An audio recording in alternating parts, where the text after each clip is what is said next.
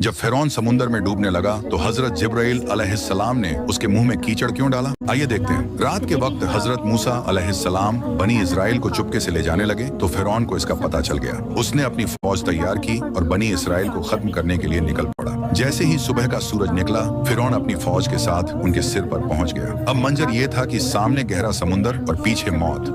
बनी इस्राइल खौफ से चिल्लाने लगे, यकीनन हम पकड़े गए। लेकिन हजरत मूसा अलैहिस्सलाम का ईमान ऐसा बुलंद था कि खौफ की आंधियां भी उसके सामने बेअसर हो गईं। हजरत मूसा अलैहिस्सलाम ने कहा, हरगिज नहीं, बेशक मेरे साथ मेरा रब है, वही मुझे रास्ता दिखाएगा। अल्लाह के हुक्म से उन्होंने अपनी लाठी पानी पर मारी। देखते ही देखते समुंदर फट गया। पानी दोनों तरफ बड़े पहाड़ों की तरह खड़ा हो गया और रास्ता बिल्कुल सूखा बन गया। हजरत मूसा अलैहिस्सलाम और बनी इस्राइल आगे बढ़े। फिरौन और उसकी फौज ने सरकशी और दुश्मनी के साथ उनका पीछा किया। जब हजरत मूसा अलैहिस्सलाम और बनी इस्राइल का आखिरी इंसान दूसरे किनारे पर पहुंच गया, अल्लाह ने पानी को